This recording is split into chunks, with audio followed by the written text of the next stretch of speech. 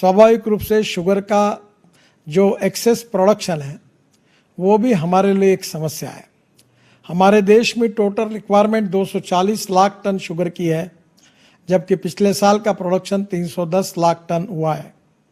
इस साल अब शुरुआत हुई है और ये उम्मीद की जाती है कि 310 लाख टन के ऊपर ही हमारा उत्पादन होगा।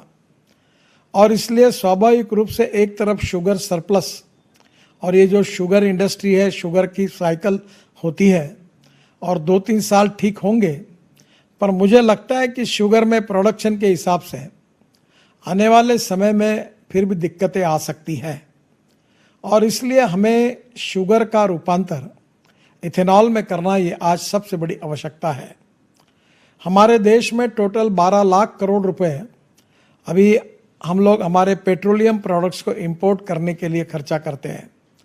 उसमें से 8 लाख करोड़ पेट्रोल, डीजल और गैस, इसके लिए हमारे खर्चा होते हैं। हमारे देश से इतना पैसा बाहर जाता है। हमारे देश में कम से कम 75 to 80% हमारा पेट्रोलियम उत्पादन हम इंपोर्ट कर रहे हैं और ये देश के इकोनॉमी के लिए बहुत बड़ी समस्या है। अगर इसी गति से हम चलेंगे तो आने वाले समय में हमारे लिए ये बहुत बड़ी दिक्कत होगी कि 5 साल के बाद हमारा पेट्रोलियम का उत्पादन जो हम आयात कर रहे हैं वो 25 लाख करोड़ होगा और देश के इकोनॉमी से 25 लाख करोड़ रुपए जाने के बाद उसका क्या इम्पैक्ट हो सकता है, इसकी कल्पना आप सब लोग कर सकते हैं।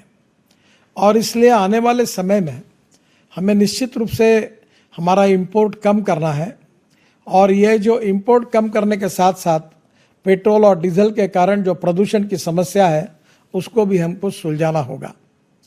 और इसलिए सबसे इम्पॉर्टेंट चीज़ है कि हम लोग इथेनॉल के प्रोडक्शन को बढ़ाएं और जो शुगर बन रही है उसका कन्वर्शन मैक्सिमम इथेनॉल में करें और बायोटेक्नोलॉजी का उपयोग करके हम बायोमास का जनरेशन करें और बायोमास से सेकंड जनरेशन इथेनॉल भी बनाएं, बायोमास से ग्रीन हाइड्रोजन भी बनाएं और बायोमास से बायो सीएनजी भी बनाएं, ताकि देश की ऊर्जा का हम लोग जितनी आवश्यकता है वो पूरी कर सकें। हमारे किसानों को हम अन्नदाता कहते हैं। मैं अब यही कहूँगा, अब किसान अन्नदाता नहीं, किसान ऊर्जा दाता बने और ये पूरी ऊर्जा देश के किसान तैयार करें। और ये जो पैसा है, जो 25 लाख करोड़ का इंपोर्ट भविष्य में 5 साल के बाद होने वाला है, ये 25 लाख अगर एग्रो इकोनॉमी में अगर चला गया तो किसानों की गरीबी, भूखमरी, बेरोजगारी दूर होगी और एग्रो इंडस्ट्रीज देश में बहुत फैलेगी। तो मेरा विश्वास है कि आज मुझे खुशी है कि आज विशेष रूप से आज आप सब लोग वहाँ हमारे कर्नाटक के जो उद्योग मंत्री हैं उनका भी आप सत्कार कर रहे हैं और जो विशेष रूप से कर्नाटक के प्रतिनिधि होने के बाद में भी मुरुगेश जी का शुगर इंडस्ट्री के लिए बहुत बड़ा कंट्रीब्यूशन है और मैं उनको बहुत अच्छे तरीके से जानता हूँ। तो निश्चित रूप से उनकी सक्सेस स्टोरी हमारे सब के लिए बहुत अच्छी स्टोरी होगी, जिसका अनुकरण महाराष्ट्र और पूरा देश निश्चित। और आप सब लोगों से तो मैं तो सबसे एडवर्स पोजीशन में काम करता हूँ। मुझे कहाँ से दुर्बुद्धि हुई कि मैं विदर्भ में मैंने 3 शुगर फैक्ट्री चलाने के लिए है। अब वो कितनी कठिनाइयाँ थी, क्योंकि हमारे यहाँ 22 शुगर फैक्ट्री ने दिवाला पीटा था और ये मेरे लिए बहुत ही कठिन समस्या थी। पर आप सबकी आशीर्वाद से अब हम उस फेज से निकल गए हैं।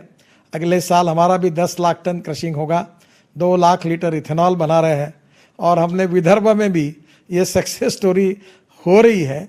पर मैं मजाक में कहता हूँ कि हमारा कोल्हापुर, गाडगे जी को मैंने कहा था कि कोल्हापुर और पुणे ये वेस्टर्न महाराष्ट्र यानी मेरी स्टूडेंट की स्कूल है, मराठवाड़ा यानी फर्स्ट क्लास स्टूडेंट की स्कूल है और विदर्भ यानी मैंडेटरी 100 में से 20 से भी कम मार्क जिनको मिले ऐसे स्टूडेंट की स्कूल है और उन लड़कों को 3rd क्लास में भी पास करना बहुत कठिन है।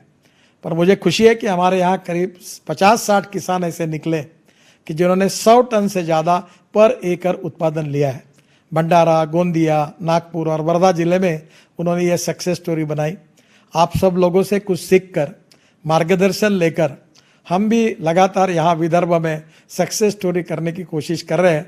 अब एक बार तो अंदर घुस गए हैं, पीछे तो जा नहीं सकते, तो सक्सेस स्टोरी बनाए बिना हमारे पास कोई उपाय नहीं है। पर ये हो रहा है।